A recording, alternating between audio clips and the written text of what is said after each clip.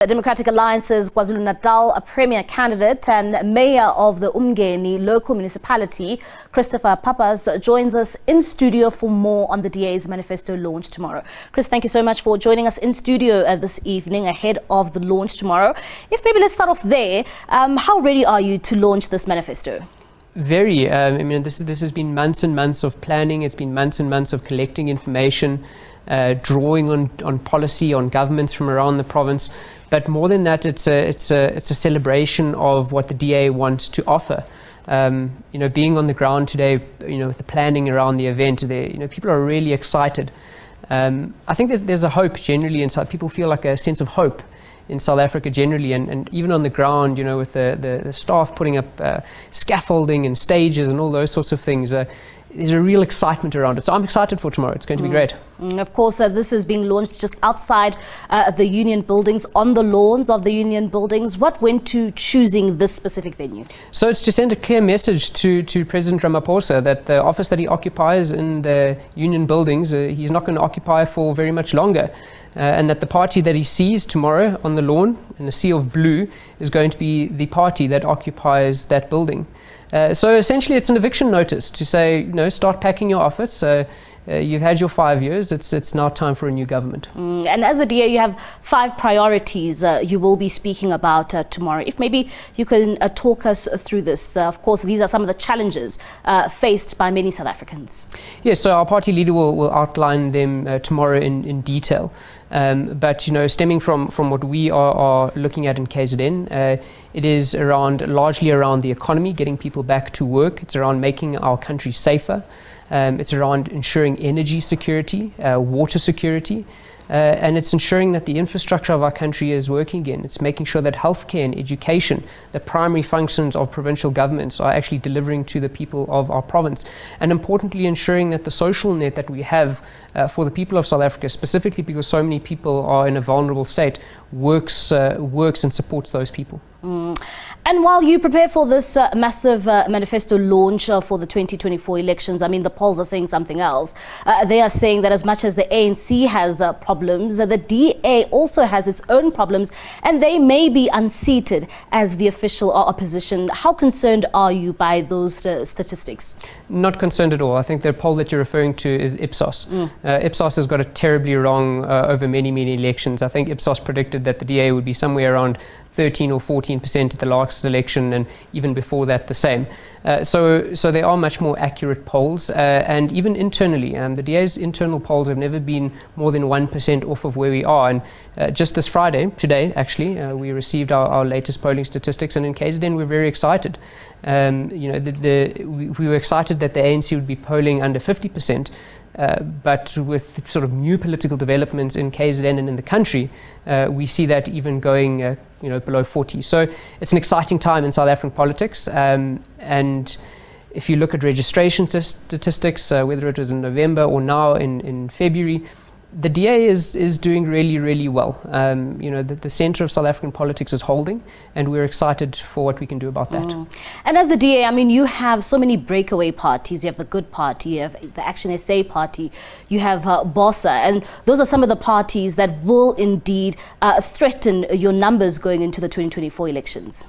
Of course, whenever there's a breakaway party or new parties forming, it creates more competition in the market. But the important thing is that the DA is a long-established party. We've got over 3.5 million voters. We're in all provinces. We actually run government. None of these parties run government. So what sort of offer are you giving to people in terms of experience? It's not an easy thing to do. And really, if you think about it, there are only 3 political parties that run any government in terms of scale and size, and that's the IFP, the DA, and the ANC, and only 2 of those run provinces.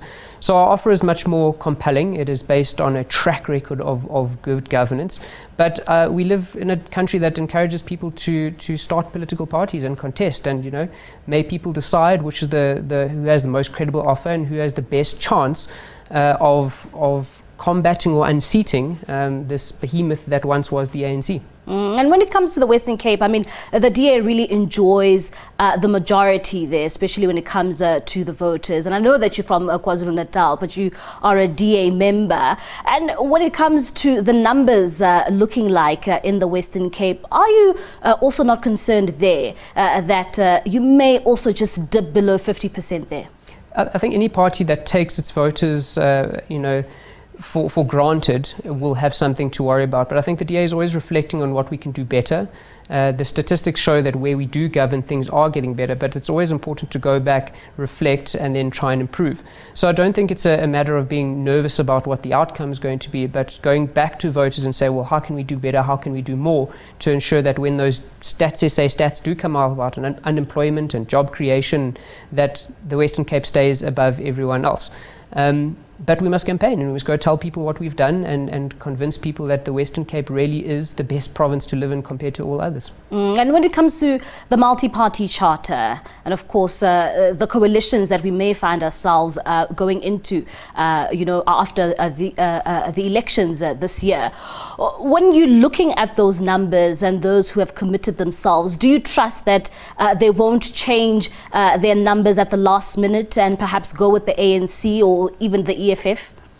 First, I'm actually really excited about the multi-party charter. I think, we've always sort of been in a space in politics in South Africa where we didn't know what the alternative was. I think in this election there is a clear binary choice. There's the ANC and the people that they are sort of hang out with, if you want to call it that.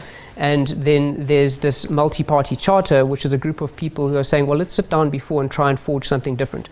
But to answer your question, I mean, politics is politics. You don't know what people will do at the end of the day for power and positions. But you enter into an agreement, especially one as important as the multi-party charter, in good faith, with the hopes that all political parties actually have the real interests of South Africans at heart. But importantly in that is that the DA is the centre, main anchor party in the multi-party charter. And within any agreement, in any coalition, you do need one big stable party to draw people in and to have those discussions and to balance it.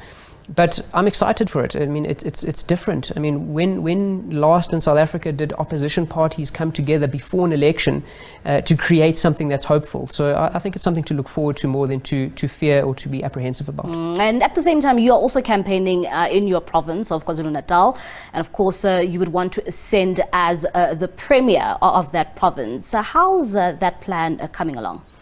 KZN is a tough province. We were chatting before, and I said, when KZN sneezes, the whole country catches a cold. We can say that now. We're not in COVID. I mean, but the South Africa, KZN really drives South African politics outside of the Western Cape. And you can see with new political parties forming, and it's not sort of just about the MK. There's a lot of breakaway parties from the ANC who have substantial numbers across the province. And all of these dynamics play into power sharing agreements, coalitions, what government looks like afterwards, by-election results. It's an exciting time for the evolution of our democracy. And of course, talking about the MK party, a new challenge, new kid on the block for you as KZN. And I mean, looking at just those results from the by-elections, it just shows that you've got tough competition there. I don't think we've got tough competition. I think the ANC is in a flat tailspin. I don't think they know what to do. If I was an ANC member of the provincial legislature, your job would really be on the line, or member of parliament even. But for us as the DA, I don't think we've got much to be worried about. We've seen parties like these come along before, where it's really based about a personality. If I had to ask you a question and I said, who is the MK? Who is the leader of the MK? You wouldn't be able to answer me because no one knows. What is their constitution? What is their proposition? So it really is about an individual who's using the people of KZN and South Africa to drive a longer-term political agenda against President Ramaphosa and the ANC. But for us, we're excited. I think DA voters and people who know the destruction of the years under Zuma, in particular, know that a party that's aligned to him or has his same thinking what sort of destruction that would bring to KZN. So there's a galvanizing force, especially around economic issues. We saw how jobs were completely decimated under the former president. And that is our real offer, is around how to rebuild the economy. So you have that juxtaposition. How do we bring dignity and jobs to people versus this other grouping of people who is really about looting and continued state capture for personal and party political benefit. And tomorrow, what can your supporters expect? So I was watching a reel in your waiting room, and our head of policy was outlining some of the key important deliverables. And we've named it the rescue plan for South Africa, because that's really what this plan aims to do. We have some serious fundamental challenges with policy in South Africa, with consistency and implementation, with belief that government can actually deliver, huge problems with water and electricity infrastructure. And what this plan aims to do is to say, we know all of that, we live that. That is the lived experience as South Africans. But here are practical solutions that in a 5-year term can make a material difference in people's lives. And it's not just a wish list. These are things that we have done. For example, deploying 1,000 LEAP officers in the Western Cape to reduce crime, investing 10 billion rand over 3 years in water infrastructure in the city of Cape Town, and there's various other examples. Fixing broken municipalities like I'm doing in uMngeni. And these are practical things that people want to see. We're not looking for lofty dreams. All right, Chris, thank you so much for your time and coming into studio tonight. I appreciate it. Thank you.